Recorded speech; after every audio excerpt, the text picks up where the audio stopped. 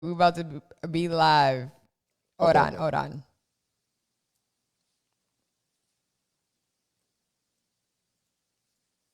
Dang.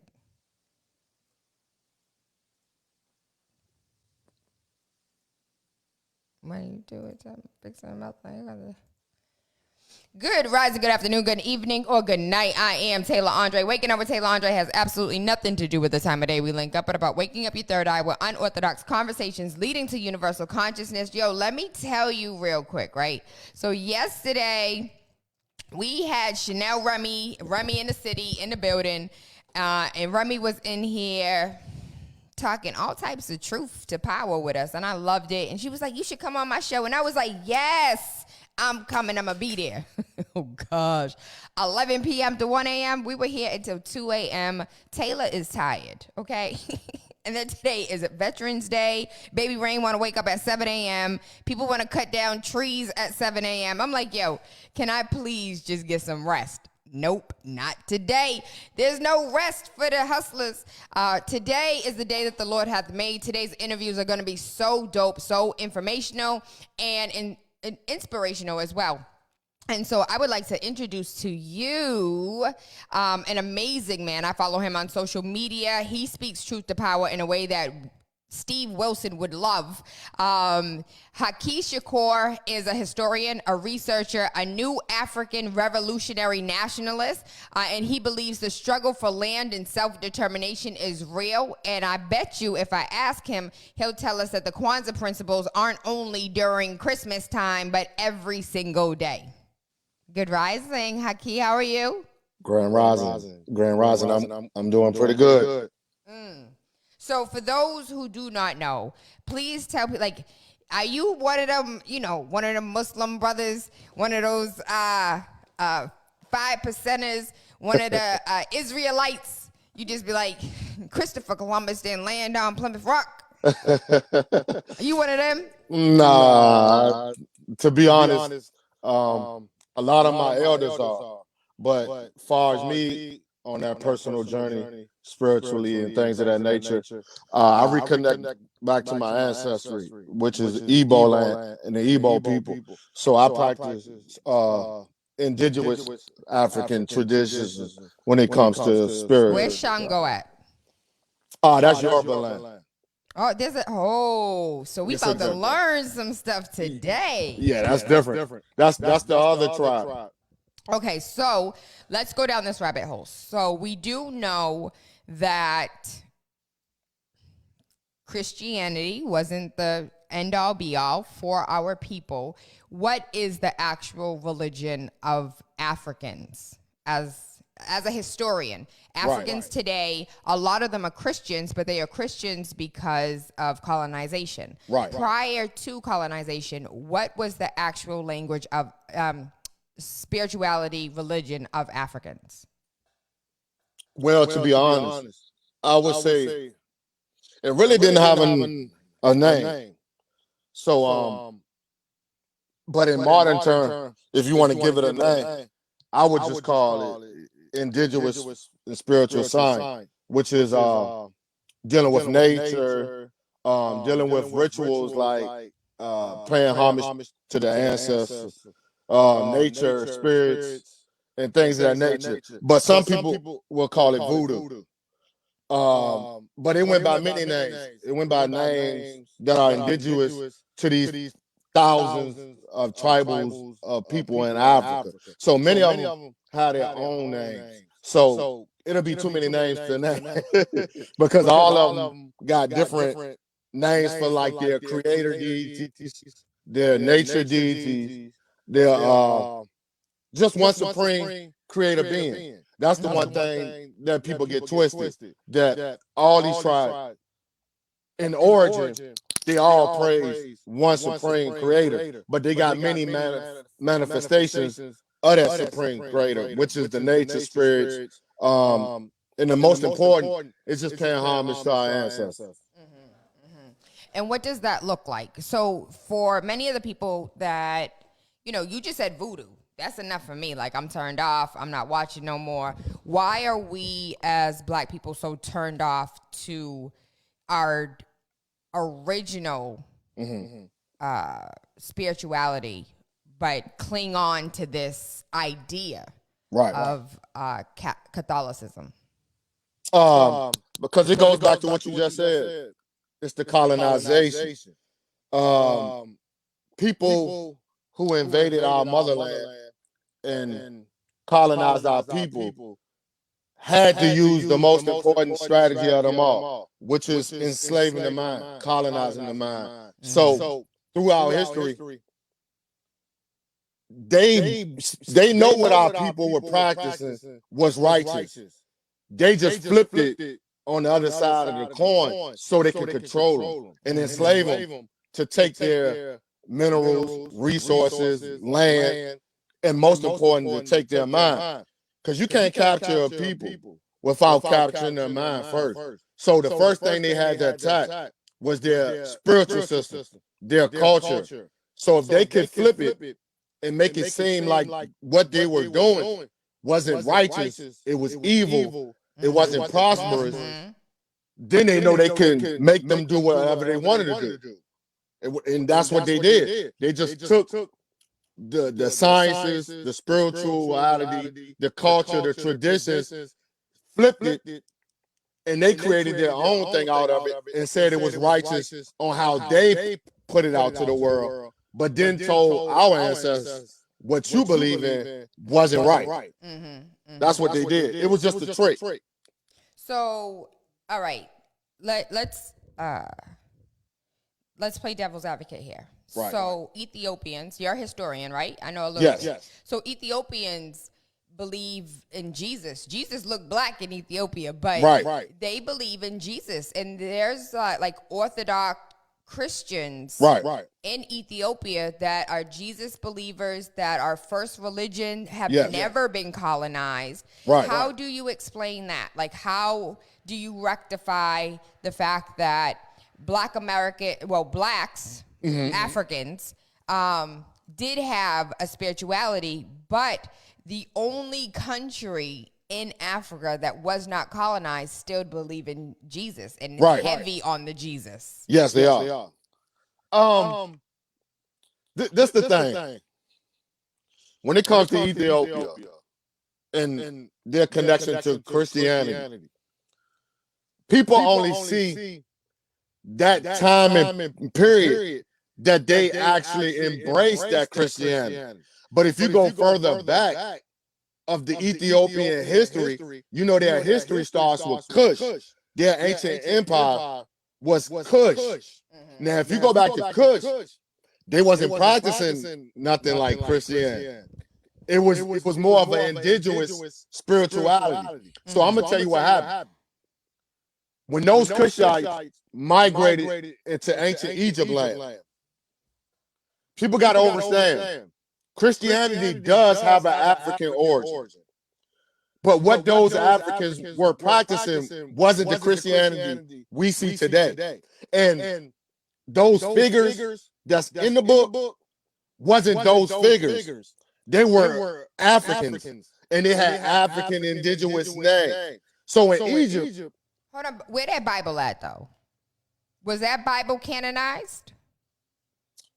I would say it's in the Vatican underneath the ground, huh? That's where. That's what they say. That's what they say. That lost material, the original copy and things of that nature, they say is under the Vatican. But even if you go back to Egypt, you will find old scripts and old papyrus and things of that nature that will show you the origins of where these Europeans created Christianity from.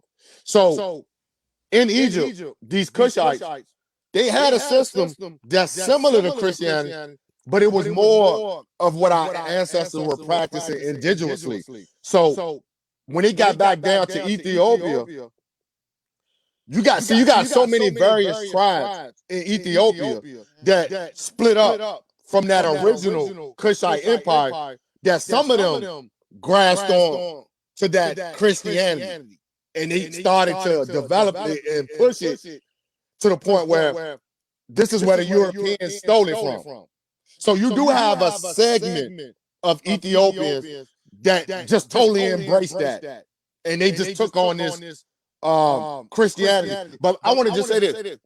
Even the Ethiopians that it took that Christianity, it still wasn't called Jesus. Like these figures wasn't called what you see today. Yeah, Yahshua. Yeah, they had indigenous names.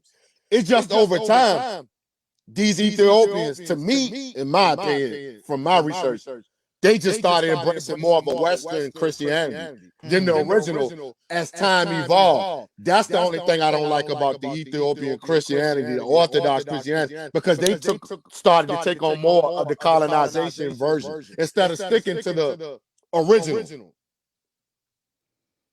That's crazy because they themselves were never colonized. Exactly. But you got to understand this, though. Italy and Mussolini, when they tried to conquer Ethiopia, some of that did penetrate into Ethiopia. And when they say they wasn't totally colonized, that means the land wasn't totally conquered. But parts of it was captured by Mussolini in Italy. And they kind of like sprinkled them with a little bit of colonization. They didn't totally colonize it. They sprinkled it. So they didn't take over. No, they didn't take over. They had influence. They had influence. Exactly. So that's why I think when you look at the Ethiopian culture and their religion of the Orthodox Christianity, that's why I think it mimics the Europeans' version. So just a little background. Right. There's currently no school where you can learn, African history. Right. In its totality, in the way that we need. Right. Right now you have curriculums that are like, let me sprinkle this little African knowledge here. We'll learn a little Martin Luther King and civil rights there. But for the most part, there is no university where you can learn African history. Right.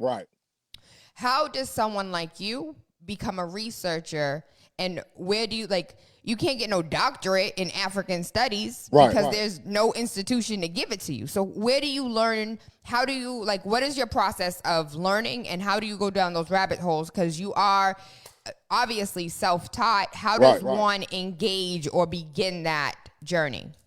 Right. I would just say this. The best advice is to find elders that are predicated on telling our true story in history. Because this is where I got it from. I got it from my elders from the New African Independence Movement, who are, let me just put it for the record, a lot of my elders do have doctorates in African history at white universities, but most of them got doctorates at HBCU.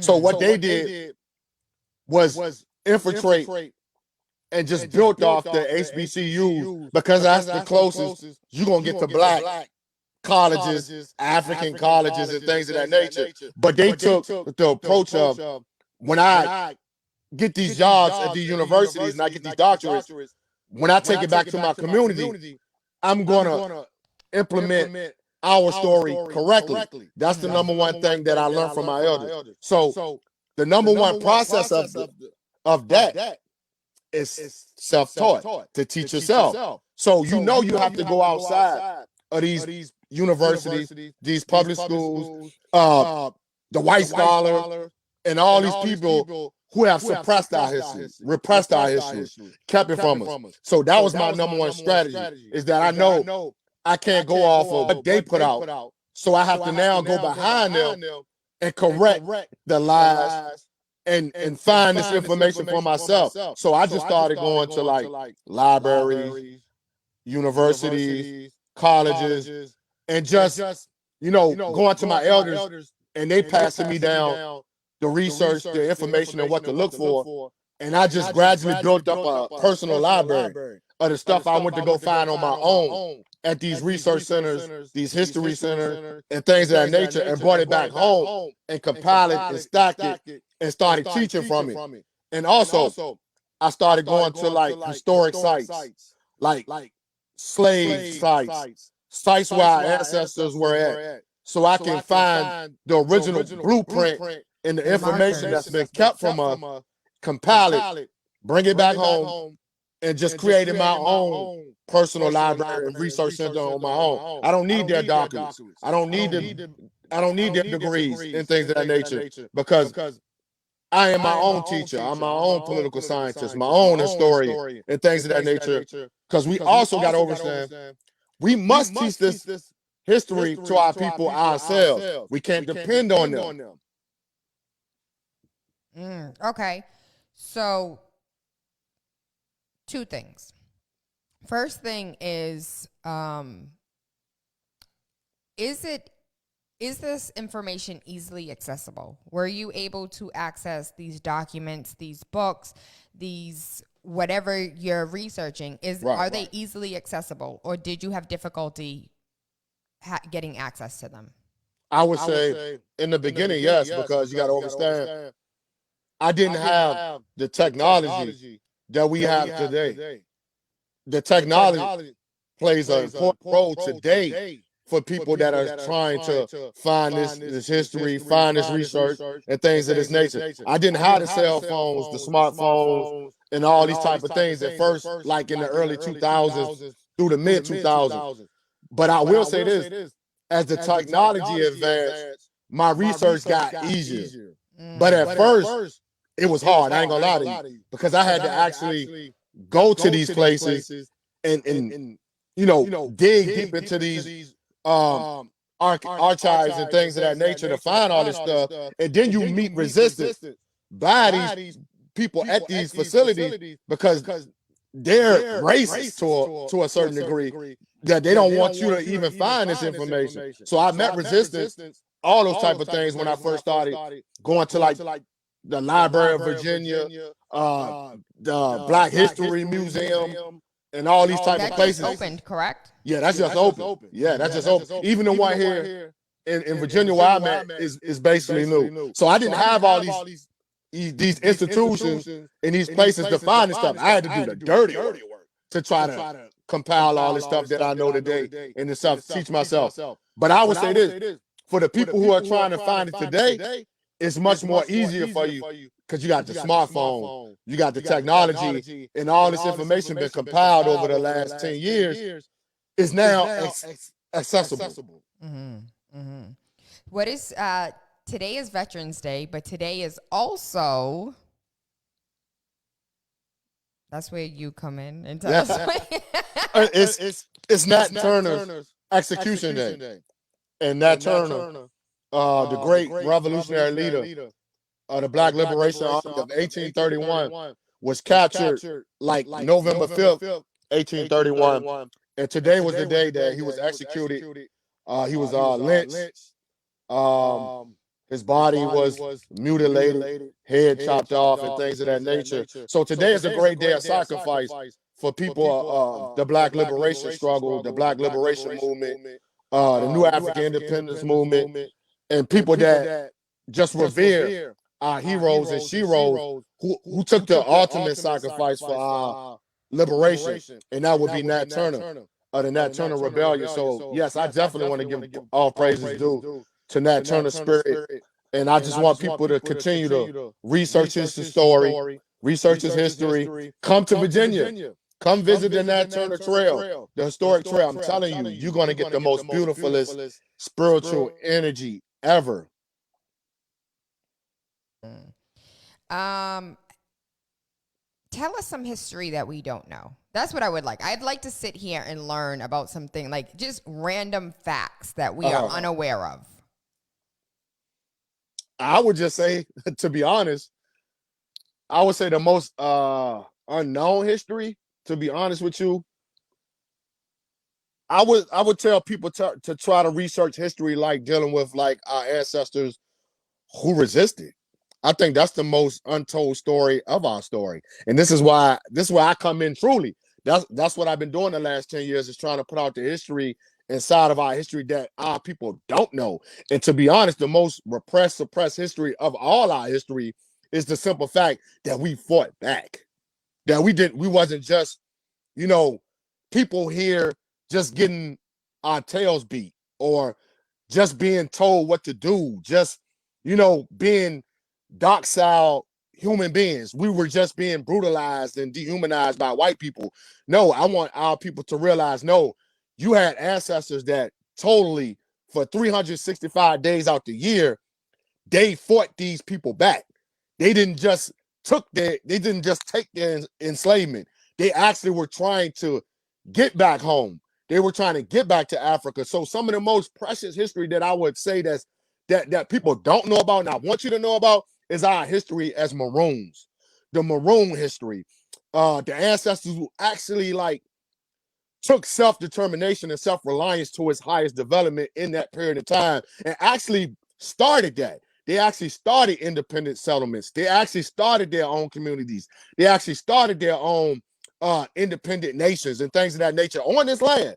That's some of the most suppressed history that a lot of our people walking around don't even realize our ancestors actually lived amongst themselves. They didn't live. Haki, they didn't live. Yo, run us down that list. Give us who we need to start looking up so we can get some a baseline. Who, aside from Nat Turner, because Nat Turner is really the only one that we know.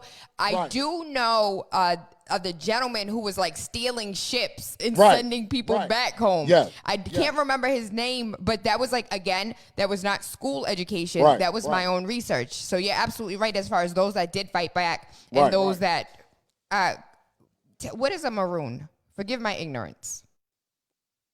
A maroon is basically individual, a woman and a man that totally where the term comes from a Jamaican term called it's called something. I can't really think of the word, but it's a word that predates the maroon word. It's called cinnamoroon. That's the word, cinnamoroon. It's a Jamaican word, and what that basically means just means wild. Period. That's just what it means, wild. So basically, maroon means wild people, but not saying wild like in a dehumanization way. It's just saying wild people that totally doesn't live by the white man laws, or they don't live by the white way of life. They're just individuals. We ain't control, so I'm a maroon. Yes, we're not control. We just not control. Okay. That's what it means. And these individuals just basically people who just lived amongst their own. That's all it basically means. And some of those individuals historically that people can research is people like Gabriel Prosser, Denmark Vesey, Charles Desalon, Francisco Menendez. The most important of them all, study the Gula Geechee people. And the Gula Geechee people are the people that are strictly just Africans, African descendants in South Carolina. Yes, yeah. South Carolina all the way to Florida. So if you can get into the Gula Geechee history, then you'll start to see all these individuals that's not being taught in the schools. Their names just start popping up. You'll see names you've never even seen before. You'll be like, who is this guy? Or who is this woman? And then it'll just take you deeper and deeper into the rabbit hole. The Gula Geechee people. So it's not Gullah, it's Gula? It's Gula. But you can but you can say Gullah. Because you gotta understand, the language that these Gula Geechee people were speaking, it's a language that's kind of founded on Ebonics. So this is not our original language anyway. English is not our original language. So all these different various Africans that that were brought here and were bunched together, and they started to procreate with each other. And they started to evolve as a new African people. That's why we say new African people, because they took all these tribes of people and bunched them together, and they started to create a new people. So their languages and things of that nature started to merge together with the English language, which is what they call Creole. Like if you merge the English language with other various language, you get this Creole type of language. Like the New Orleans, they speak a Creolian type of accent. So the Gula Geechee people are the same. They speak a language that's bunched up of a lot of other African language and indigenous language. And this what you get is the Gula Geechee language. But some people pronounce it Gullah. Some people pronounce it Gula. But the proper pronunciation is Gula. So they came out with Gullah Gullah Island. You remember that? Yes. B&B and Pollywog? Yes. Like I said, some people do pronounce it Gullah. So if you say Gullah, you're not really saying it wrong. It's just you're saying it in another way. But it's called Gula. But you can say Gullah. Okay, who else we need to research? Who else fought back? Who else was chopping off heads? Yo, really quickly, I want to take a second and say, so we had a firefighter here in Boston who had a picture of Nat Turner holding a white head. And he was fired from the fire station because of that photo on his social media. Wow. And so I just want to pay homage. And that's a sacrifice. That's a sacrifice. Stand by your belief and to lose, and he was a veteran firefighter for decades and lost his job and is in court right now. And so if we can go ahead and send, give him his back pay and give him his job back, because who he reveres at, if you think one of these Confederate flag waving guys is going to get fired from their job for believing in one of the colonels or one of the KKKs, it's not going to happen. But the fact that you are honoring Nat Turner, you got to go. So please send vibes to him so he can go ahead and win this court case. But who else? Who else do we need to learn about? Who else do we need to be mindful of? What else do we need to be mindful? You have years and years of research. Please share with us how we fall down this rabbit hole to get to an overstanding of ourselves that we truly need to get to. Yes, I would definitely say, I definitely got to plug our women freedom fighters. There's various women freedom fighters from the antebellum slavery periods of times, and I'll just throw a couple of names. The most popular name of them all, of course, is Harriet Tubman. She's the most revered woman freedom fighter of them all. But you got individuals like Ann Woods. She was a woman freedom fighter here in Virginia that also led a mini semi-rebellion against the slave catchers here in Virginia. Matter of fact, on Christmas Day, many people don't even know about that story of Ann Woods and some young individuals that were escaping slavery, and they actually fought back against the slave masters. So I would say to try to really, that's the story that I'm trying to work on now. I really want the unknown women freedom fighters of North America, because it's a lot of them. Because you got to understand, these freedom fighters like Nat Turner, Gabriel Prosser, Denmark Vesey, all these great freedom fighters that fought back against slavery, the most important individuals of their movements were women. It was their wives. It was the mother of their children that helped them initiate these slave rebellions, like Gabriel Prosser's wife, Nanny. She's an individual that you can research that played an important role in Gabriel Prosser's slave rebellion. So I would just tell, I can't think of many of the women freedom fighter names at this moment, but there are a list of women that also, fought back and helped us, get to where we are today with their sacrifices. So I definitely want to give praises to our women freedom fighters that actually initiated a lot of these slave rebellions. And I would just say, particularly, man, just start to go back. That would be the most important thing that I would tell Black people in America, man. Just go down the rabbit hole and find the history that's opposite, but not too opposite of the history that you are being taught in school. Take that information, but go deeper into the rabbit hole. Like, this can't be the total story. It has to be another side of the struggle. Try to go to that area, because it's a lot of information out here. It's a lot of social media pages. I definitely want to salute all the social media pages that post Black history all day, 365, every day on Instagram, Facebook. Say their names. I can't, including yours. I can't really think of too many of them, but I will say that mine is Haki Kweli, Haki _Kweli _Shakur. You can follow me on there. It's just too many of them. I can't really think of them off the top, but just go on social media and try to find the black empowerment pages. It's people who teach this every day. It's their life. So I just want to let you know that I looked up Ann Woods, and there's nothing. She's a white woman. Yes. This is the thing. If you put her name in the search engine, it's definitely not going to pop up. So you're going to have to put in stuff this is what I'm trying to create on my website, which is New African 77.wordpress.com. If y'all want to go to a website and look up the history that's not popping straight up on Google, this is why I created New African 77.wordpress.com to put people's story like Ann Woods on my website, so you can, like, when you're researching my website, her stuff will pop straight up. See, it's not really too much history to find on her because they're still trying to, how can I put it? They're still trying to find more history on us. And then we got to understand, a lot of these individuals' history got destroyed. Their documents got destroyed by the slave masters. Their history got erased by the slave masters. So you might not even, man, it's so sad. You probably only find like a couple of lines about their story because a lot of their birth certificates, a lot of this stuff has been burnt up, destroyed, and things of that nature. So if you are looking for individuals like Ann Woods, don't expect to find too much information, but you can go to my website to find a little bit more to these people's stories. And I just posted that again. It's New African with a K. Yes. 77.wordpress.com. Yes. And so that was, I just posted that right now. Explain to us why Africa is spelled with a K and not with a C. Oh, yeah, right.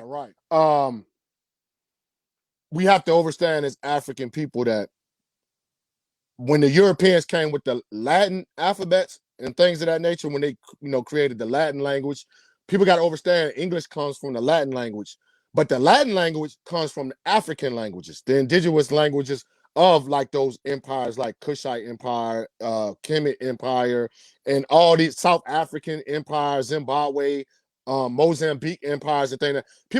Our people got to understand, because these are the people that we want to reach first and foremost is our people. We had our own languages at first. Our original language is not English. It's not Latin.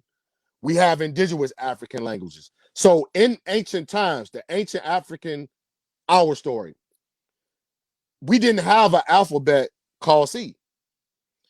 The alphabet that we used was a K. So all these indigenous names of the continent that precede the word Africa were spelled with K's. The K is the indigenous sound for the C sound. So this is what we're trying to do. Like even in the Swahili language, Ka Swahili and things of this nature, they use K's.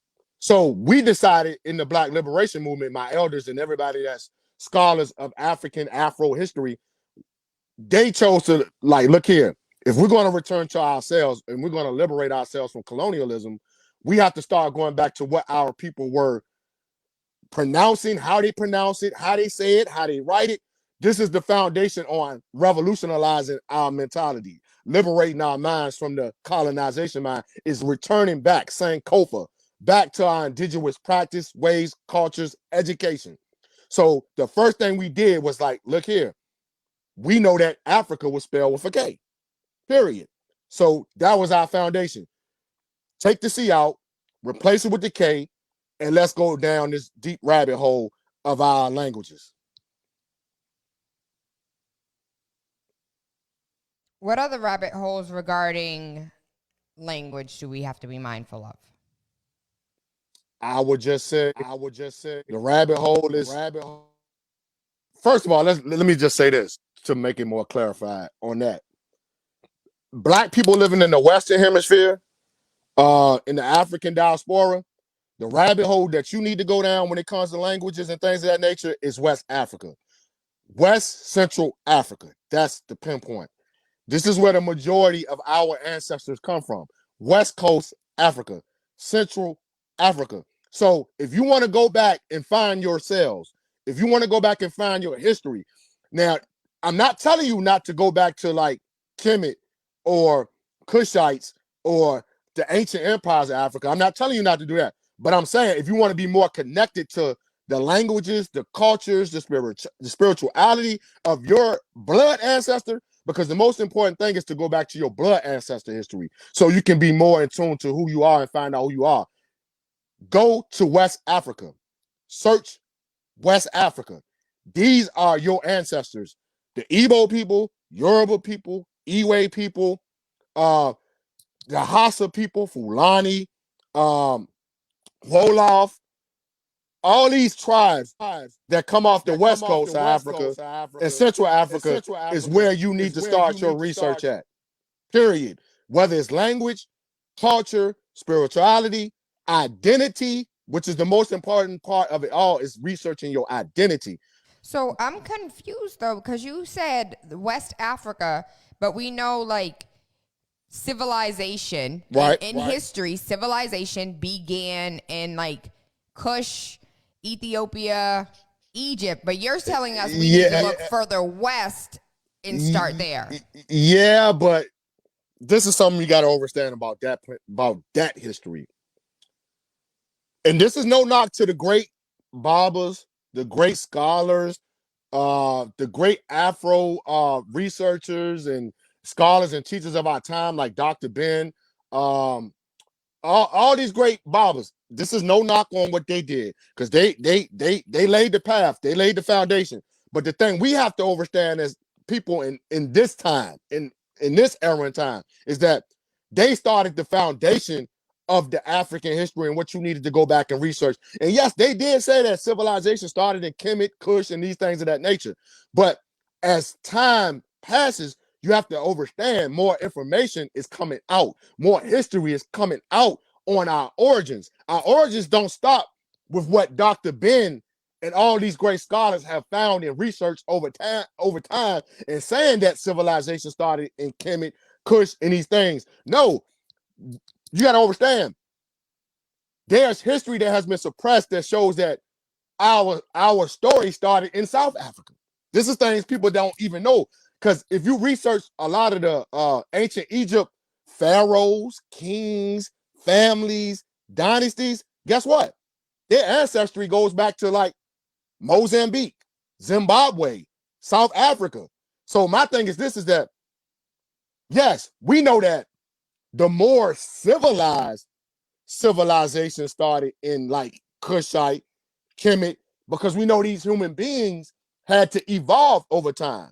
But you got to go back to the time that predates us evolving into Kushites, to evolving into Kemites. There were people already in Africa before those civilizations came into existence, because human origin started in Central Africa, in South Africa. The original human on this earth is a black woman. That black woman comes from South Central Africa, not Kemet, not Egypt. You see what I'm saying? So you have to go back further. It didn't just start with Kushites and Kemet. So what's her name? Susie, Annie. What's the girl's name that they found? And they put her bones. Lucy. Yes. Lucy. And she the first. But Lucy was from Ethiopia, though. She wasn't from Central But see, that's the Africa. thing. Lucy ain't the first. This is why I'm saying you got to do the research. Lucy is not the first. But in Ethiopia, they claim that Lucy was the first, and these are her remains. Like, I'm standing next to Lucy in a photo, and Ethiopians claim that like she's in their history, their museums. Yes. But this is what you got to understand. Ethiopians and Kushites claim that. They claim that because Lucy is central to their history. They're not really incorporating the history that predates that. And the history that predates that is centers in Central Africa. There's a woman bones that's older than Lucy that they found in Central Africa, which is called Eve. The matriarchal Eve. Research that. Write that down. It's an individual called the matrilineal Eve that predates Lucy bones. So it's over the last couple of years, matter of fact, in the last decade, they have been finding more bones of human beings in South Central Africa than any place in Africa. But it just doesn't get put in the news because they have popularized Lucy so much that they don't even talk about the stuff that they still finding in Central Africa. Every day in Africa, they are finding new bones that are older than Lucy, but it's just not glorified in the media. It's not put in the media. But we do know for a fact. Because then it looked like we lying about history. Exactly. It looked like we don't know what we talking about. We've been claiming Lucy for so long. Hold on, there's a new Lucy? Yes. So y'all don't look too credible right now. Yes. So what about all of this? So we've been recently having conversations, and Reggie B is trying to invite us to an all-black like research groups. So like Uh-huh. black people sitting around doing what we're doing right now. Right. Right. And so what about the premise that blacks were here in America first, and many of like civilization started in America? When you look at any of the Egyptian gods or goddesses that have animal heads, all of the animal heads are indigenous to America. When you take a look at, you know, basically America is where life started, is the premise. What is the history and the truth about that? Well, from my years of research and just sitting at the table with the elders and sitting around, you know, just tapping into the brains of older researchers and things of that nature. And just like I said, doing my own personal research, I would just say this so people can stop. Because really, to be honest, that whole conversation is kind of like a standstill distraction from the totality of our story. Because no matter how you look at it, we know for a fact that civilization and humanity started in Africa. Whether the continents were attached or at some point, which we do know that continents were attached at some point, but you got to use your common sense. If the continents were attached at one point in time, when those continents broke up, I really don't believe that humanity could have sustained when some kind of type of chaotic event happened like that. Just imagine, like right now today, if me, where we at, where you at, where I'm at, and this land just started breaking apart, it's going to be a lot of death with that type of, you know, cataclysmic event taking place. So you got a lot of individuals who try to say we were on the continents when the continents dispersed apart. I don't believe that part because I don't think too much of humanity would have survived through that type of episode and event. But I will say this: we are the original navigators of the seas. That's facts. These original navigators come from where, though? Africa. The first ships were found where? Africa. You see what I'm saying? So when I start hearing individuals saying that civilization started in America, civilization, the original black man and the black woman comes from America, that don't make sense when you start using your common sense, because now you got to do the research on, like, hold on, is certain things in ancient history that don't line up with the Americas. Like I just said, ships.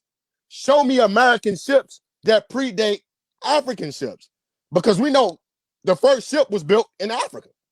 So it's impossible for you to be here first, but you don't have no evidence of a ship that's ancient that y'all built on American land. So it's just small things that you got to pay attention to. That's why I always try to tell my younger generation of people, please use logical sense. Please use logical research. Please use your common sense. This is your God. This is your inner God. Your inner God is your senses. So when stuff don't make sense, use your logics and put these things in place and dissect it, diagnosis. Now, were we the first people to travel to America? Yes, because we were the first navigators of the seas, whether it was East Coast Africa, North Africa, or West Africa. The first man to come to the Western Hemisphere was an African king, Mansa Musa. You see what I'm saying? So a lot of these individuals, when they started coming over here, and yes, there were people that were here, you know what I'm saying, that were black. There were, but these are people that traveled over here over time, because you got to understand the development of life and over time that, yes, we were navigating here. Come on, we are the first scientists. We're the first Navy. We're the first explorers. We're the first everything. So, yes, we did travel to the Western Hemisphere. So that's why everything you see over here, like the ancient Egypt, like heads or writings on the wall, these things came from Africans who navigated here. You see what I'm saying? But where did they come from? They came from Africa.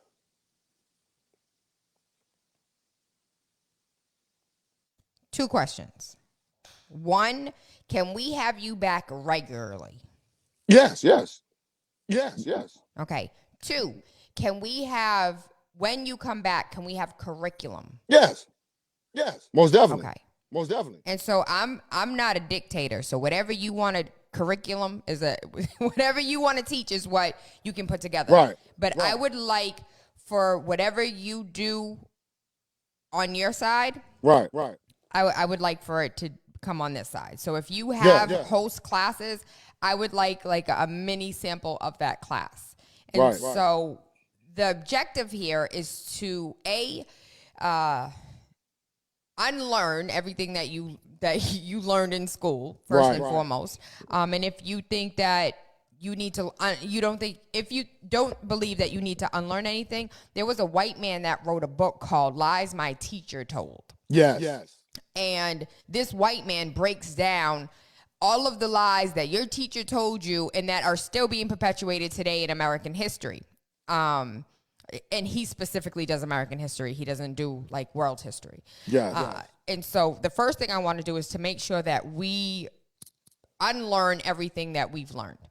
Right. Second, what I would like for us to do is to get a knowledge of self. I think either VOG or The Truth said, like, it's all about knowledge of self and there is no, you cannot operate in the world if you don't have full knowledge of self. One of the questions that I wanted to ask you earlier was whether or not you've ever gotten your DNA tested, and if so, who did you trust to do it?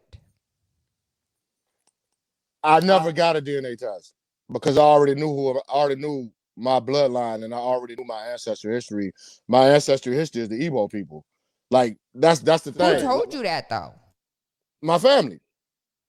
And so you one of the lucky ones. Yeah. See, like everybody's not going to be able to do that though.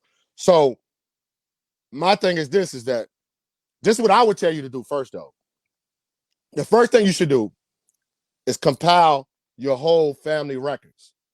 This is something that I'm still doing this today. Like I ain't finished yet. Like a lot of people I'm not finished with, like tracking my ancestry and things of that nature, because I know it's more to my story than just Igbo people as well. So I'm still looking. I'm still, trying to trace my roots and things of that nature. But this is the key, brothers and sisters, is that my advice, the first thing you should do, compile all your family records. Please go to the elders of your family. If there's still elders in your family that's still alive, visit them. Don't just let your elders of your family die with this information in their minds and in their households and in their oral stories of history. Please go see your elders. Go see your great aunts, your grandmas, your grandfathers. Man, cherish them. Go to them. Get the stories from them. Ask them about the history of your family, of your story. Compile it. Get you a notebook, a scrapbook, and thing. Compile. Get family records. Go to the city records. Go to the state records. Research all your family history as much as you possibly can, and take it far back as you can get it back. I'm not telling you not to take the DNA test. Take that too, because that's going to help you out as well, because you're going to get a better, clear, picture of your ancestors. Who we supposed to trust? I don't trust none of them. I get it. But this is my thing. This is why I'm telling y'all to do the oral family thing first. Do the oral family thing first, because, get the land deeds, because you're going to come across all types of stuff when you're researching your family history.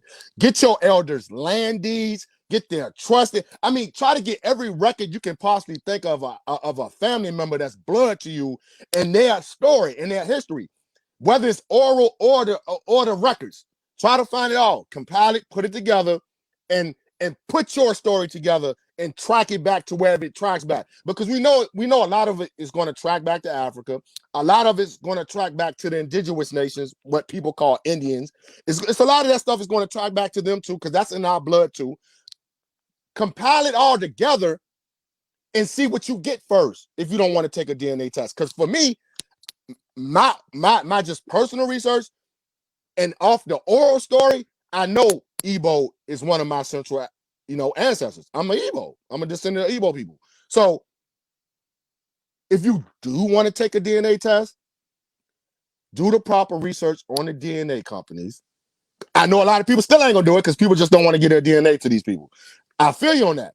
But in this modern technological era, you really don't have too much of a way other than the DNA test to find out who you are. Because unless you want to do the hard work, which I do suggest, do the hard work and do it yourself and trace it back yourself, I recommend that to the highest fullest. But if you want to get a quick outlook on what it could possibly be, hey, if you want to take that chance on taking a DNA test, take the DNA test. But if you don't want to do it, that's your human right also.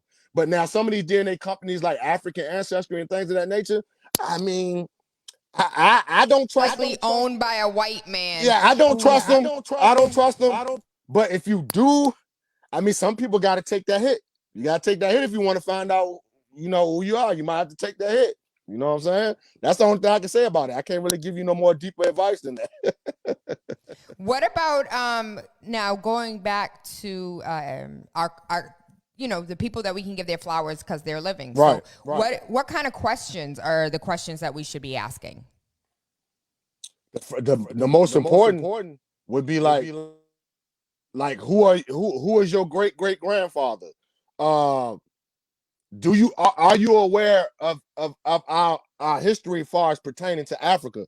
Are you aware of our history pertaining to the Indian peoples, the indigenous nations of people here in America? Can you give me some information on that? Do you know of any ancestors that you know for a fact that comes from Africa or are descendants of the Indian nations here in America? Those will be the first questions I would ask, because you first got to find out, like, who is my blood? Who is my bloodline? Like, what does my bloodline tie back to? But the most important thing you got to do first is try to find out who are your great grandparents, who are your great grandparents, and you just got to keep on flipping it back as far as you can go. But the most important questions you got to ask is like, are you aware of our African ancestry? Are you aware of our indigenous nations ancestry? That's the beginning. That's the only focal point you can start from. And if those elders that are still alive, if they are aware of that, they will give you the information to go seek yourself. So what questions should we, just as long as we have our ancestors here, what other questions, non-African related, should we be asking them so that way we can pass down to the next generation? You said non-African? Not like who are we or where we come from, because a lot of them don't know. That's true. So a lot of them don't know. So aside from like the history itself, preserving our history and creating a history for future generations, what questions should we be asking now in order to build a strong foundation for the future in case we have no information of our past? I probably would tell them to, ask questions or like far as just find out who the elders, well, just go to the elders that you do still have in your family. And I would just say, build on a foundation of your family story.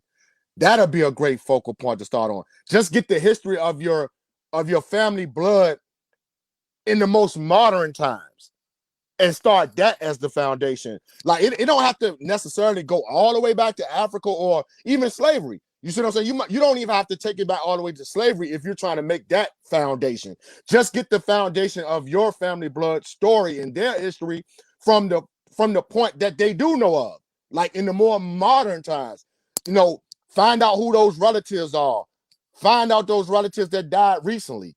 Find out the elders that that you have contact with, and try to build off the foundation of recent modern time history. I think that would be the most important part in questions to ask them, like the most recent history of your family. I think that would probably be the most potent question to ask those people that are living. How long exactly have you been a researcher, a historian?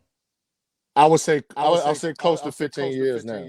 Because my journey started in the mid 2000s. As far as like really making this a passion and really like dedicating my life to it and really just embracing it as my purpose in life started probably around 2005, 2004. And what is one of the most mind-blowing things that you learned? Like, out of all of your research, this one thing that you just cannot get out of your head because it really transformed your way of thinking. I would have to say, that's a great question. because there's so many things that but I would have to Or just say tell us two, tell us three. I would say the most mind-blowing thing, to be honest with you, I would have to say our identity theft. The theft of our identity on who we are.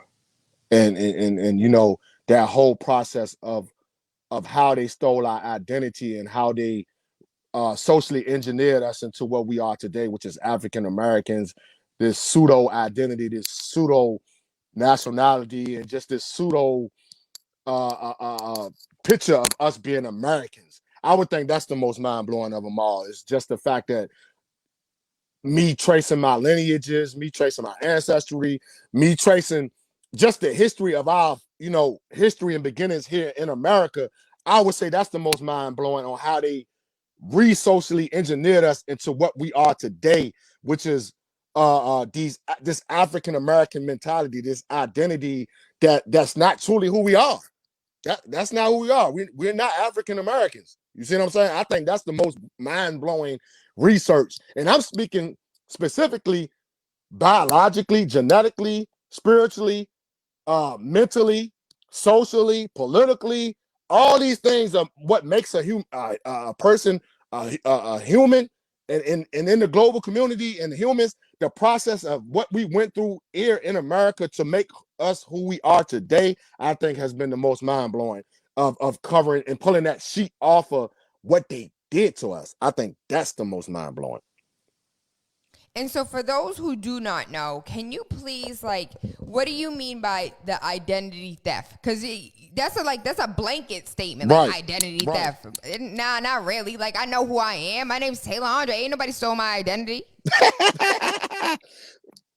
I mean, hey, if you're on some other planet by now, and if you don't know about a thing called chattel slavery, plantation slavery, if you're on some kind of other world and you don't realize this type of history took place or this type of dehumanization and terrorism take place, then I don't know, you know, I can't really say why you would be shocked. And when I say your identity has been stolen, your identity theft, chattel slavery, antebellum slavery.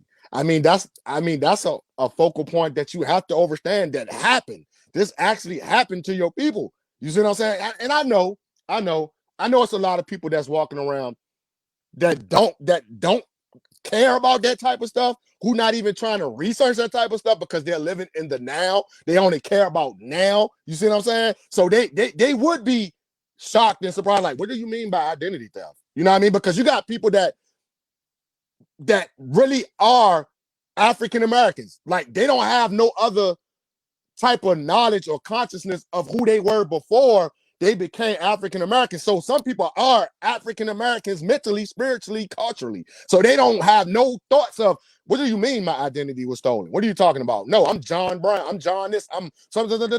But that's my point. Is that the most blowing thing that you will find in this journey of consciousness and researching our story? You will see that the focal point and the most dehumanizing terroristic act ever taking place on our people was your identity was stolen, man. They stole who you are. Your name ain't Tayla Andre. My colonial name that I had at first wasn't my name. You see what I'm saying? That's why I changed my name. That's not my name. That's not who I am. So we got to be aware of these type of things, because there's a lot of energy and there's a lot of colonialization that comes to who you are as an African American. And it starts with that name also. That colonial settler name that you have, that American English name that you have, that's energy. Because if you go back to your identity before it was stolen, we had great names that had meanings. Like every name in your name meant something. Like my name, Haki Kweli Shakur. Haki means righteous. Kweli means truthful. Shakur means thankful to God. So your name makes a whole statement of who you are spiritually and who you are and who you will grow to be in this purpose in life. So identity theft is the most dehumanizing terroristic act in history. So you got me looking up Tayla Andre to see what on earth my name means. How did you choose your name? So you woke up one day and you were like, I'm not going to throw an X on the end of my name, but Yes. I am going to change my name, and this is what I'm going to change it to. So how did you, come to the realization that you wanted your name to be Haki Kweli Shakur? I had help.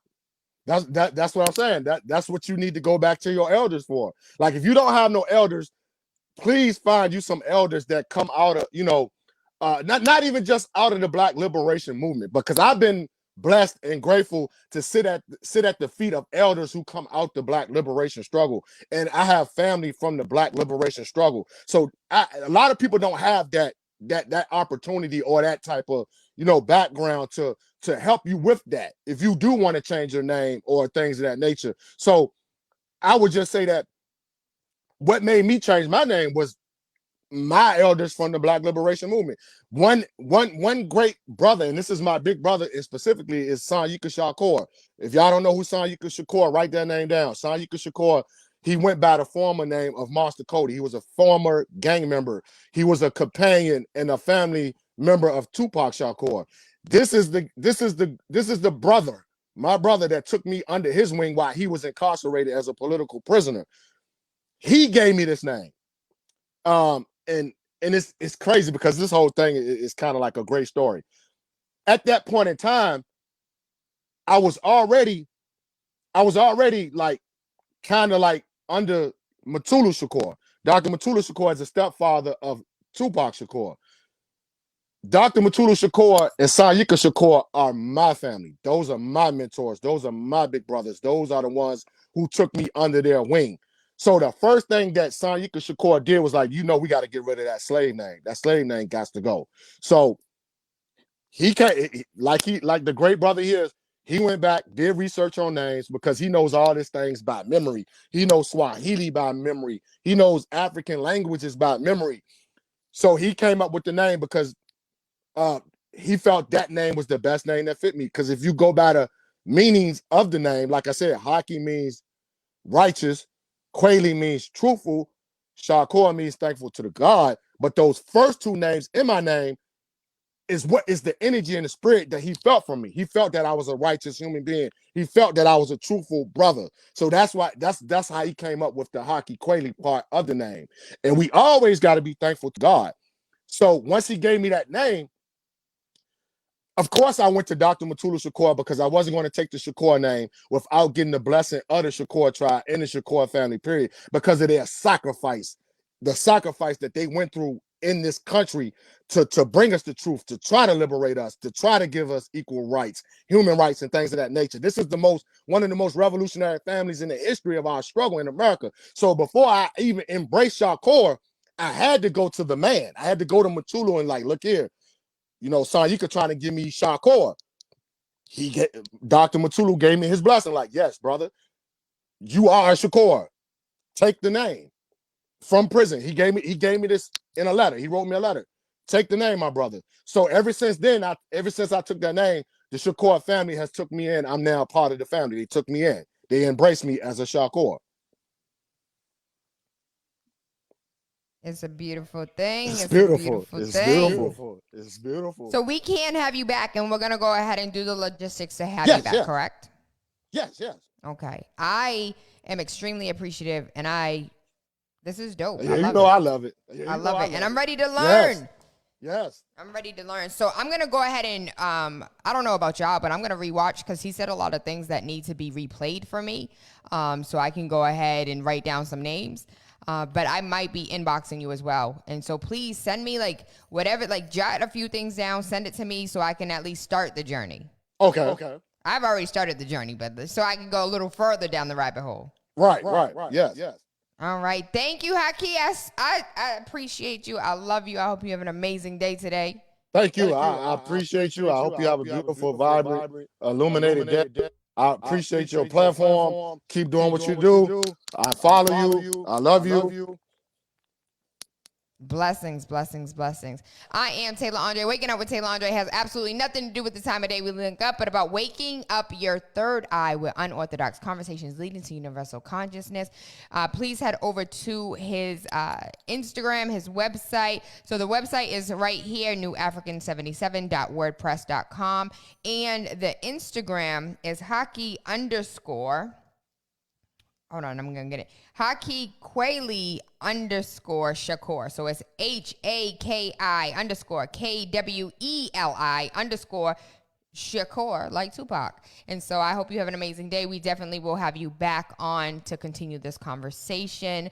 For those who are just now tuning in, I am Tayla Andre. Waking up with Tayla Andre has absolutely nothing to do with the time of day we link up, but about waking up your third eye with unorthodox conversations leading to universal consciousness. We are going to take a quick break, and when we come back, we are having a conversation with Bruce Marks of NACA. We're going to talk about getting you prepared for first-time home ownership. I am Tayla Andre. You're listening to Spark FM online. Please hold. We'll be back. Mwah.